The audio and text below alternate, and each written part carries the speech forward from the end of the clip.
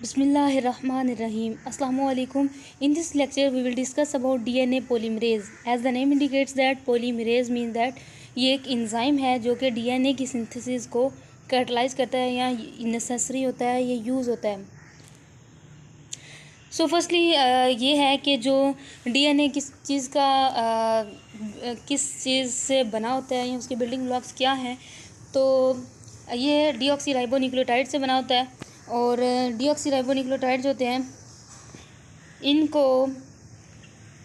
इन building blocks को इकट्ठा करना और एक नया स्टैंड बनाना, ये सारा काम होता है डीएनए पॉलीमरेज का. तो डीएनए पॉलीमरेज का क्या काम हुआ कि इसने डीएनए की रेप्लिकेशन करवानी है और ये हमेशा जो होता है डीएनए पॉलीमरेज ये इसके साथ बाइंड करता है, रीड करता है एग्जिस्टिंग यानी कि जो ओरिजिनल डीएनए है उसको रीड करता है और नए न्यूक्लियोटाइड को ऐड करवाता है, जिससे क्या होता है कि नया स्ट्रैंड बन जाता है. और कि कौन से रिएक्शन को कैटलाइज कर रहा होता है, ये बेसिकली इस रिएक्शन को कैटलाइज कर रहा होता है deoxyribonucleotide nucleoside triphosphate plus DNA, और इससे बन जाता है diphosphate plus DNA plus N+1. तो ये बेसिकली इस रिएक्शन को कैटलाइज कर रहा होता है, जिससे ये आने वाले न्यूक्लियोटाइड्स को जो ओरिजिनल डीएनए है उसके बेसिस से अटैच करवा रहा होता है. इसके अलावा डीएनए पॉलीमरेज का ये एक खसूसियत है कि जो डीएनए पॉलीमरेज होता है वो सिर्फ 3 हाइड्रोक्सिल एंड से ही ऐड करवा सकता है न्यूक्लियोटाइड को. और जो सेल इसकी यहाँ पर हमने सिर्फ इसकी डेफिनेशन पढ़ी और कौन सी रिएक्शन को कैटलाइज करता है ये बताते हैं. और इसके अलावा जो इसकी इंपॉर्टेंस है कि क्यों डीएनए पॉलीमरेज इतना ज़्यादा इंपॉर्टेंट होता है, बेसिकली ये डीएनए पॉलीमरेज जो होता है ये डीएनए की रेप्लिकेशन करवा रहा होता है. और जैसे ही सेल डिवाइड होता है, हमें पता है कि न्यू सेल की फॉर्मेशन होती है, तो न्यू सेल में भी डीएनए ने आना होता है ताकि जनरेशन टू जनरेशन जो है वो डीएनए ट्रांसफ़र हो सके. तो इस प्रोसेस के लिए डीएनए पॉलीमरेज होता है वो बहुत ज़्यादा इंपॉर्टेंट होता है. और यहाँ पर सबसे पहले ये स्टार्ट किससे होता है, रेप्लिकेशन से पहले डीएनए एक हमें पता है कि एक डबल हेलिकल स्ट्रक्चर होता है. इसके अलावा ये हाईली वोवन स्ट्रक्चर होता है जिसमें हाइड्रोजन बॉन्डिंग और डिफरेंट बॉन्डिंग्स जो होती हैं उसे कैरी की होती हैं. तो जैसे ही जो हेलिकेज एंजाइम और टोपोआइसोमरेज 2 एंजाइम्स होते हैं वो एक्ट करते हैं, तो इसके बॉन्डिंग्स यानी इंट्रैक्शन जो है हाइड्रोजन बॉन्डिंग्स वगैरह उसको और हेलिकेज एंजाइम जो है वो इसको जो इसका डबल हेलिकल स्ट्रक्चर होता है उसको अनजिप कर देता है या अनवाइंड कर देता है, जिससे क्या होता है कि नया स्ट्रैंड बनाने के लिए हमारे पास टेम्पलेट आ जाता है. यानी कि अब हमारे पास टेम्पलेट आ जाता है तो उसको ये कॉपी करेगा. जिस तरह कि यहाँ पर दिया हुआ है ये एक डीएनए का डबल हेलिकल स्ट्रक्चर है. हेलिकल मतलब ये सीडी टाइप है. तो क्या होता है कि डीएनए की स्पेसिफिसिटी भी याद रखनी है कि हमेशा ही ये न्यूक्लियोटाइड जो नया टेम्पलेट बन रहा है, जो नया स्ट्रैंड बन रहा है, उसके 3 एंड पे ही सिर्फ न्यूक्लियोटाइड को ऐड करवा सकता है, सिर्फ वहाँ पर ही इलॉन्गेशन कर सकता है. इसका मतलब है कि जो हमारे पास डीएनए का ओरिजिनल स्ट्रैंड है वो 5 to 3 डायरेक्शन में होगा और जो नया बनने वाला डीएनए का स्ट्रैंड है वो 3 to 5 डायरेक्शन में होगा. ये सिर्फ इसके नीचे वाले स्ट्रैंड के लिए, ऊपर वाले स्ट्रैंड में वो ओकाज़की फ्रेगमेंट्स बनते हैं और फिर बाद में वो एक एंजाइम की मदद से वो सारे फ्रेगमेंट्स होते हैं वो जुड़ जाते हैं और एक स्टैंड बन जाता है. तो बेसिकली यहाँ पर ये बताने का मकसद है कि इसकी डेफिनेशन और पहले पैराग्राफ में डेफिनेशन बतानी है. और ये इंपॉर्टेंट क्यों होता है, क्योंकि जनरेशन टू जनरेशन जो है वो डीएनए का ट्रांसफ़र होना होता है. और इसके बाद अगर इसकी हिस्ट्री की बात करें तो इसकी हिस्ट्री जो होती है वो बड़ी ब्रीफ फॉर्म में ये है कि जो डीएनए पॉलीमरेज है इस एक्चुअली डीएनए पॉलीमरेज 1, 2, 3 ये मौजूद होते हैं. डीएनए पॉलीमरेज 1 जो है 1956 में जो एक साइंटिस्ट हैं आर्थर कॉर्नबर्ग, इन्होंने डिस्कवर किया था सबसे पहले ई कोलाई में डीएनए रेप्लिकेशन में. और इन्होंने कहा था कि जो डीएनए रेप्लिकेशन के दौरान ये डीएनए पॉलीमरेज होता है ये कॉपी करता है बेस सीक्वेंस को ऑफ द ओरिजिनल डीएनए या टेम्पलेट डीएनए. अच्छा, टेम्पलेट डीएनए स्ट्रैंड से ये बेसिस के सीक्वेंस को कॉपी करता है. ओके यहाँ पर इसके साथ साथ इन्होंने इस चीज़ की डिस्कवरी के लिए इनको 1959 में नोबेल प्राइज़ भी मिला. और थॉमस कॉर्नबर्ग जो कि सन है आर्थर कॉर्नबर्ग का, इन्होंने क्या किया था, इन्होंने पॉलीमरेज 2 की डिस्कवरी की थी. साथ में 1970 में जो ई जेफ्टर है इन्होंने क्या किया था कि जो मज़ीद ई कोलाई की में पॉलीमरेज 1 की फंक्शनैलिटी है उसकी एलिस्ट्रेशन की थी. और इसके फंक्शन की बात करें तो यहाँ पर इसका फंक्शन यही होगा कि पॉलीमरेज डीएनए पॉलीमरेज का एक ओवरव्यू है कि ये क्या काम करेगा. ये तो हमारे ज़हन में है ही कि ये हमेशा 3 एंड से जो न्यूक्लियोटाइड को ऐड करवाएगा डीएनए के स्ट्रैंड में. और जो मेन काम है वो इसकी डीएनए के न्यू स्ट्रैंड की प्रिपरेशन होती है। लेकिन यहाँ पर एक और बात ये है, इसके पहले इस चीज़ को देख लेते हैं कि यहाँ पर एक्सटेंशन होगी, मीन्स कि ये ऐड करवाता जाएगा। यहाँ पर जो डीएनए पॉलीमरेज है, ओके लेट्स सी दिस, ये जो है ये ऑफ वाइट कलर का सम हो, थोड़ा सा ब्लैक ब्लैक है, ये बेसिकली डीएनए पॉलीमरेज है। डीएनए पॉलीमरेज जब इसके साथ अटैच हुआ है तो ये आने वाले जो न्यूक्लियोटाइड्स है इसको बाइंड करवाया जा रहा है इसके स्पेसिफिक कॉपीज़ या पेयर्स के साथ। इसके बाद एलोंगेशन हुई है, लेकिन एलोंगेशन में अगर कोई एरर आ जाता है तो फिर ये एलोंगेशन नहीं करता, फिर ये प्रूफ रीडिंग करता है, यानी कि बैक एक बेस पेयर बैक मूव करता है और जो आने वाला है उसको जो एक्यूरेट है उसके साथ बाइंड कर देता है। प्रूफ रीडिंग के बाद अगेन से एक्सटेंशन होगी और हमारे पास एक नया स्टैंड बन जाएगा और प्रूफ रीडिंग एबिलिटी जो है वो डीएनए पॉलीमरेज की होती है। तो यहाँ पर इसके फंक्शन में हमने 2-3 चीज़ें याद रखी हैं। जो पहला पैराग्राफ है इसमें ये याद रखना है कि ये डीएनए का पॉलीमरेज होता है, डीएनए पॉलीमरेज जो एक एंजाइम है, ये बेसिकली इसका मेन फंक्शन होता है कि ये सिंथेसाइज करे डीएनए के स्ट्रैंड को, किस प्रोसेस के थ्रू रेप्लिकेशन करे।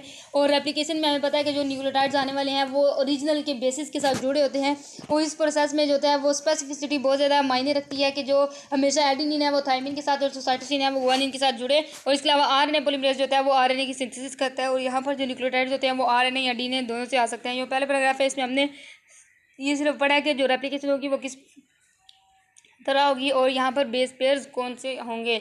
और जो दूसरा पैराग्राफ है ये हमेशा ये बताएगा, यहाँ पर ये बताएगा कि जो हमेशा आरएनए पॉलीमरेज है वो डीएनए पॉलीमरेज है वो जो न्यूक्लियोटाइड की एडिशन है वो न्यूली फॉर्म्ड स्ट्रैंड के 3 एंड से 3 हाइड्रोक्सिल एंड से ऐड करेगा।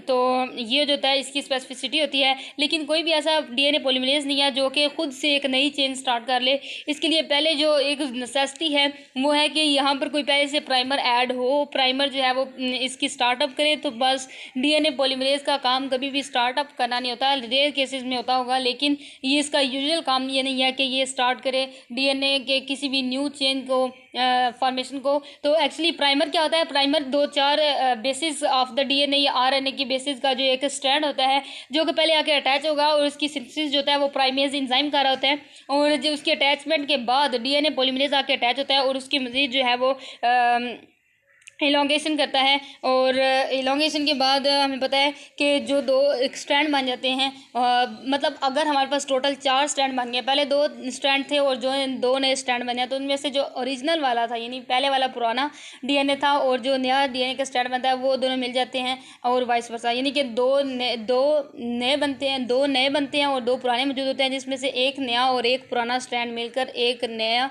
सेल के लिए डबल स्ट्रैंडेड स्ट्रक्चर बना देते हैं। तो इसका मतलब है कि एक तो नया स्टैंड बना है, एक जो है वो पहले वाला ही है। तो इससे मतलब होता है कि कुछ कंजर्व है, इसलिए इसको कहते हैं सेमी कंजर्वेटिव मॉडल होता है डीएनए का। तो जो फर्स्ट पैराग्राफ है इसमें तो सिंथेसिस के बारे में बताया, तो दूसरे पैराग्राफ में सेमी कंजर्वेटिव किस तरह से रहता है ये, और यानी जिसमें प्राइमर वगैरह ऐड करता है। थर्ड पैराग्राफ में हमने ये बताना है कि जो इसका एंटी पैरेलल एक स्ट्रक्चर बनता है, मीन्स हमेशा ये 3 एंड से ही अटैच करवाता जाता है। तो इसका मकसद ये होता है कि जो डीएनए पॉलीमरेज है वो 5 to 3 डायरेक्शन में मूव करता जाए और जो नया स्टैंड है वो 5 to 3 डायरेक्शन में बने और जो पहला स्टैंड है वो 3 to 5 डायरेक्शन में हो। जिसका मतलब है कि एंटी पैरेलल बनते हैं और जो 2 नए स्टैंड बनते हैं वो भी एंटी पैरेलल इन डायरेक्शन होते हैं, क्योंकि हमें एंटी पैरेलल ही चाहिए होते हैं। और इसका थर्ड पैराग्राफ में एंटी पैरेलल के बारे में बता देना है कि ये जो original DNA strand that is passed into the daughter cell, यहाँ पर ये जो है यहाँ पर ये बता रहे हैं कि ये एंटी पैरेलल होते हैं 5 to 3 और 3 to 5 डायरेक्शन में। पॉलीमरेज डीएनए पॉलीमरेज इसमें भी फंक्शन अदा करता है कि the difference enables the resultant double strand formed by the to be composed of the 2 DNA strands that are antiparallel to each other. इसके अलावा जो फोर्थ पैराग्राफ है इसमें प्रूफ रीडिंग के बारे में बताना है। और प्रूफ रीडिंग क्या होता है, बेसिकली जब मिस मैच हो जाता है, वैसे तो एडेनिन ने थायमिन ने साइटोसिन के साथ ही जुड़ना है, लेकिन अगर कुछ ऐसी सिचुएशन आती है जिसमें जो है वो कि गलत बेस जो है वो आ जाती है इसके सामने, तो यहाँ पर जो होता है इसकी बाइंडिंग भी नहीं होती है। और दूसरा ये है कि यहाँ पर जो है इसकी प्रूफ रीडिंग करता है डीएनए पॉलीमरेज, एक बेस पर बैक मूव करता है और इसके सीक्वेंस को ठीक करता है, तो इसको कहते हैं प्रूफ रीडिंग। इसके लिए जो है डीएनए पॉलीमरेज के साथ पास एक्सोन्यूक्लियस होते हैं, उसकी एक्टिविटी जो होती है ये इनेबल करती है। एक्सोन्यूक्लियस बेसिकली उस चीज़ को डिटेक्ट करते हैं कि यहाँ पर किस चीज़ की एरर को क्या एरर आ रहा है कि क्या मिसमैच हुआ है बेसिस का। तो एक्चुअली पॉलीमरेज डीएनए पॉलीमरेज जो होता है वो अकेला नहीं बल्कि एक्सोन्यूक्लियस डोमेन को भी यूज़ करता है इसको चीज़ को देखने के लिए कि आया यहाँ पर कोई बेस पेयर गलत तो नहीं अटैच हो गई, और अगर प्रूफ रीडिंग में गलत पता चल जाता है तो फ़ौरन से उस बेस को निकाल दिया जाता है और करेक्ट जो बेस है उसको अटैच कर दिया जाता है, ताकि जो नया डीएनए सेल है उसमें कोई इस तरह की गलती ना हो। क्योंकि हमें पता है कि जैसे ही कोई गलती होगी तो जो प्रोटीन का स्ट्रक्चर है उसमें कोई ना कोई कमी होगी या गलती होगी, तो इसका मतलब है कि जो कोई कैंसर के जो है वजूहत आ सकती हैं। तो जो फोर्थ पैराग्राफ फिफ्थ पैराग्राफ हो गया, इसमें क्या बताना है, एंटी पैरेलल के बाद इसमें प्रूफ रीडिंग का बताना है। और प्रूफ रीडिंग की अहमियत क्या है कि इसे integrity of the original DNA strand is pass to the daughter cell. और जो फिडेलिटी है, फिडेलिटी का क्या मतलब है कि जो एक खालिस बना है कि जिस तरह का ओरिजिनल हो वैसे ही जो डॉटर सेल बन रहे हैं वैसा ही हो, तो ये कायम रहता है। ये किस तरह से कायम रहता है कि जो डीएनए होता है ये अपने डीएनए पॉलीमरेज के साथ वो अपने डोमेन एक्सोन्यूक्लियस को यूज़ करता है। एक्सोन्यूक्लियस का ये काम होता है कि वो उसकी प्रूफ रीडिंग करता रहता है। प्रूफ रीडिंग मीन्स दैट कि वो जो कोई भी एरर या मिसमैच आया उसको करेक्ट करता रहता है, उसको डिटेक्ट करता रहता है। और इस तरह जो है वो मज़ीद एलोंगेशन के दौरान अगर कोई कमी आती है या कोई गलती आती है तो उसको ये डिटेक्ट कर लेता है। इसके अलावा ये जो वास्टन एंड क्रिक का मॉडल है, वास्टन एंड क्रिक ने भी हमें एक बेस का जो बेस पेयरिंग दी थी उसको भी हम फॉलो करके एरर से बच सकते हैं और करेक्ट कर सकते हैं। इसके अलावा जो थर्ड तरीका है, पहला तरीका है इसमें एक्सोन्यूक्लियस डोमेन को यूज़ करता है। दूसरा है वास्टन एंड क्रिक जो बेस पेयरिंग है उसको हम देखते हुए इस चीज़ को करेक्ट कर सकते हैं। थर्ड जो है वो ये तरीका है कि जो हाइड्रोजन बॉन्डिंग होती है, हाइड्रोजन बॉन्डिंग बहुत ही ज़्यादा स्पेसिफिक होती है कि वो स्पेसिफिक चीज़ों के दरमियान स्पेसिफिक होती है, लेकिन अगर जो हो यहाँ पर मिस मैच हो जाएगा तो जो हाइड्रोजन बॉन्डिंग है वो भी ख़त्म हो जाएगी। तो इससे ये ज़ाहिर होगा कि यहाँ पर जो है वो मिस मैच हुआ है। तो ये जो कोई भी हाइड्रोजन बॉन्डिंग जो कम होती है ये ट्रिगर करती है कि वो वहाँ पर एक्सोन्यूक्लियस आए और इसकी प्रूफ रीडिंग करें। तो ये यहाँ पर तीसरा तरीका हो जाता है। और इसके अलावा चौथा तरीका है कि जो डीएनए पॉलीमराइजेशन होती है वो कम हो जाती है। कम हो जाने का मतलब है कि जब वहाँ पर कोई फॉल्स अटैचमेंट बेस पेयर की होती है या बेस की होती है या मिसमैच होता है, तो क्या हो जाता है कि वहाँ पर एक ऐसी सिचुएशन आ जाती है जहाँ पर डीएनए पॉलीमराइजेशन तकरीबन रुक जाती है। डीएनए पॉलीमराइजेशन इस दौरान जो एक्सोन्यूक्लियस होते हैं वो आके वर्क करते हैं, मींस दैट कि वो इसको करेक्ट करते हैं। और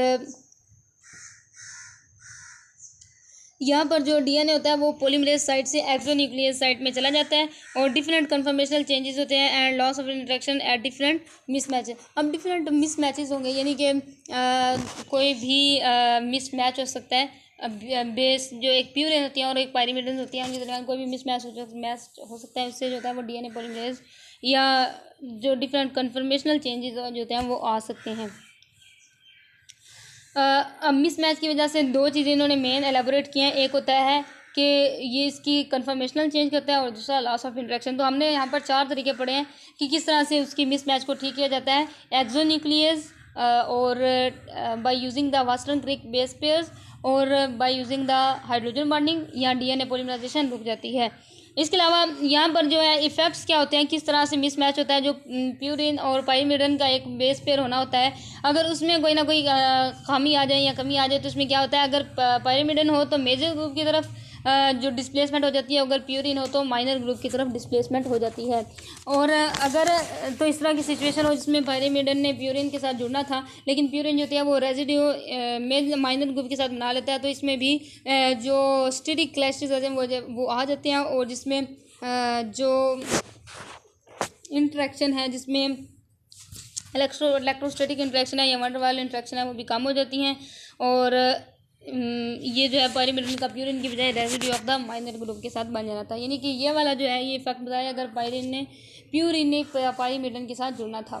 अब दूसरी सिचुएशन है, अगर प्यूरिन यहाँ पायरीमिडीन ने पायरीमिडीन के साथ जुड़ना था तो नहीं जुड़ पाई, तो इस केस में जो इफेक्ट होगा वो बहुत ही कम होगा, वो बहुत ही लेस होगा। तो ऐसी सिचुएशन में क्या होता है, बेसिकली जो क्यों कम होता है, ये डिस्प्लेसमेंट होती है टूवर्ड द मेजर ग्रुप। वहाँ पर जो है स्टेरिक हिंड्रेंस कम होती है, इस वजह से इतना ज़्यादा वहाँ पर इंटरेक्शन फील नहीं हो पाता। और डिफरेंट जो है वो मिसमैच हो सकते हैं, डिफरेंट स्टेरिक प्रॉपर्टीज़ हो सकती हैं उससे। और डीएनए पॉलीमरेज जो होता है इसका ये फंक्शन होता है कि वो फिर भी डिटेक्ट करता है, उसको करेक्ट करता है। ये जो होते हैं अगर वहाँ पर कोई भी मिसमैच हो जाता है तो ये कहलाता है कहलाता है इसमें कोई ना कोई म्यूटेशन आ गई। म्यूटेशन मतलब कि चेंज आ जाती है, इसको कहते हैं म्यूटाजेनेसिस प्रोसेस हो जाता है। ये इसका बायोटेक्नोलॉजी में बहुत ज़्यादा इंपॉर्टेंट है। अब इसमें हमने इसको ब्रीफली अगर मैं बताऊँ तो इसमें हमने सबसे पहले ये पढ़ा है कि इसका जो फंक्शन है उसमें उसके सिंथेसिस में फंक्शन है, और सिंथेसिस में रेप्लिकेशन किस तरह से होती है। रेप्लिकेशन के लिए बेसिस न्यूक्लियोटाइड के साथ जुड़ती हैं और बेस पेयरिंग बहुत ज़्यादा स्पेसिफिक होती है। दूसरे पैराग्राफ में ये पढ़ा है कि जो आने वाले न्यूक्लियोटाइड होते हैं, बल्कि जो न्यूक्लियोटाइड एडिशन है वो हमेशा 3 एंड से होती है और इसका सेमी कंजर्वेटिव मॉडल बनता है। और तीसरे पैराग्राफ की हेडिंग होगी कि एंटी पैरेलल बनते हैं, और चौथे पैराग्राफ की प्रूफ रीडिंग, और पांचवें पैराग्राफ की ये होगी कि यहाँ पर जो है ये किस तरह से नए जो बन रहे हैं मीन्स दैट के अगर उसमें कोई मिसमैच हो जाता है तो वो किस तरह ठीक करेंगे।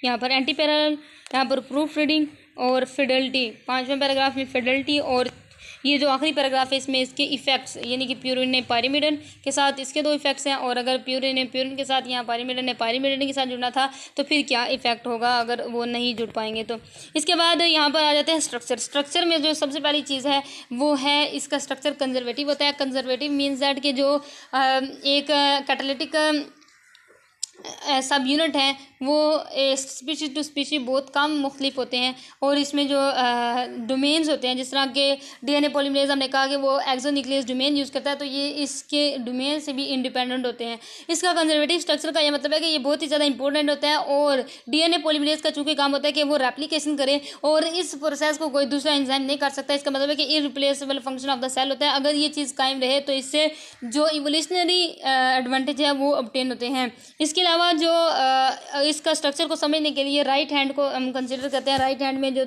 पॉम है वो फास्फोरल ग्रुप के ट्रांसफ़र के लिए फास्फोरल ग्रुप ट्रांसफॉर्मेशन में होता है, और यहाँ पर जब डीएनए आकर बाइंड करेगा तो इसमें एंजाइम हेल्पफुल होगा। एंजाइम जो होता है वो 2 मेटल आयंस पर कंसिस्टेंट होता है।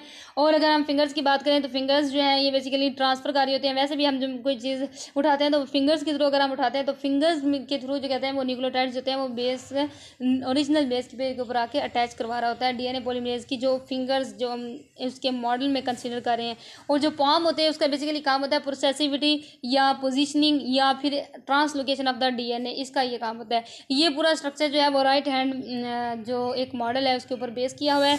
और यहाँ पर जो है वो प्रोसेसिविटी क्या है। प्रोसेसिविटी बहुत ही ज़्यादा इंपॉर्टेंट टर्म है कि चूँकि डीएनए पॉलीमरेज का काम होता है कि इसने न्यूक्लियोटाइड को ऐड करवाना होता है, तो प्रोसेसिविटी ये होती है कि एक न्यूक्लियोटाइड एक डीएनए पॉलीमरेज कितने न्यूक्लियोटाइड को ऐड करवा सकता है। देखें अब यहाँ पर जो प्रोसेसिविटी होती है वो पर सेकंड देखी जाती है।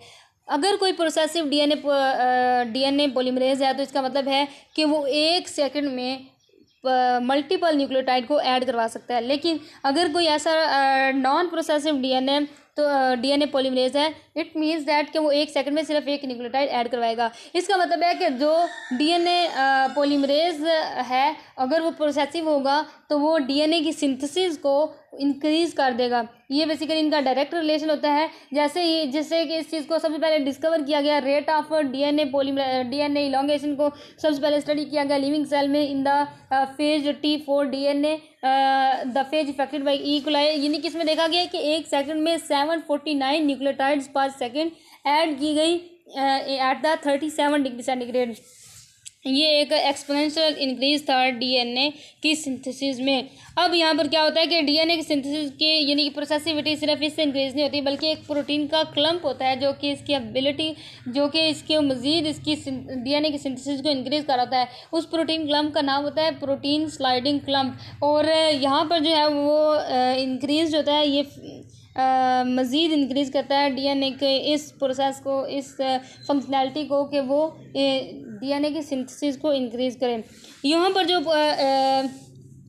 द क्लम्प्स और मल्टीपल प्रोटीन सब units associated in A shape of ring, ये रिंग की फॉर्म में इन्होंने शेप बनाई होती है अपनी इन क्लम्प प्रोटीन्स ने। अब यहाँ पर क्या होता है कि एक और तरह की प्रोटीन होती है, एक तो हो गई क्लम्प प्रोटीन्स या sliding clump proteins, sliding clump DNA proteins. इसके अलावा एक और तरह की प्रोटीन्स होती हैं, वो होती हैं स्लाइडिंग क्लम्प प्रोटीन के अलावा sliding clump loading DNA proteins.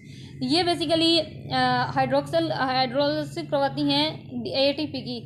Sliding clump loading proteins जो होती हैं ये भी मौजूद होती हैं, जो कि हाइड्रोलिसिस करवाती हैं एटीपी के, और इससे क्या करती हैं, जो रिंग स्ट्रक्चर था सिर्फ स्लाइडिंग प्रोटीन्स का जो पहले थी उसको ओपन कर देती है। उसको ओपन करने का ये मतलब होता है कि न्यूक्लियोटाइड को ऐड करवाती जाती हैं और ख़ुद जो होती हैं वो ये रिमूव हो जाती हैं। अब यहाँ पर जो एक प्रोटीन प्रोटीन लिंकेज बनता है, protein protein linkage means that कि जो पहले प्रोटीन थी स्लाइडिंग प्रोटीन्स, अब जो स्लाइडिंग क्लम्प लोडिंग प्रोटीन्स हैं उन दोनों का जो इंट्रैक्शन बनता है ये बेसिकली ये डीएनए पॉलीमरेज को बताता है कि इधर ही जो है वो यहाँ पर जगह है जहाँ पर वो न्यूक्लियोटाइड को ऐड करवाना है, यानी कि और ज़्यादा उसको इस चीज़ पर बाइंड करता है कि यहाँ पर न्यूक्लियोटाइड की एडिशन करवानी है। और इसके अलावा ये इस चीज़ की इंडिकेशन भी होती है कि यहाँ पर टेम्पलेट तो ओरिजिनल स्ट्रैंड जंक्शन भी है।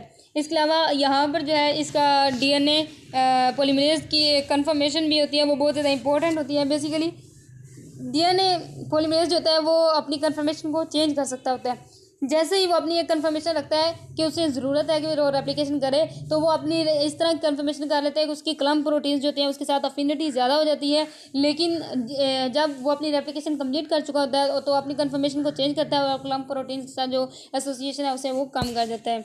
And that's all for today. Thank you for listening.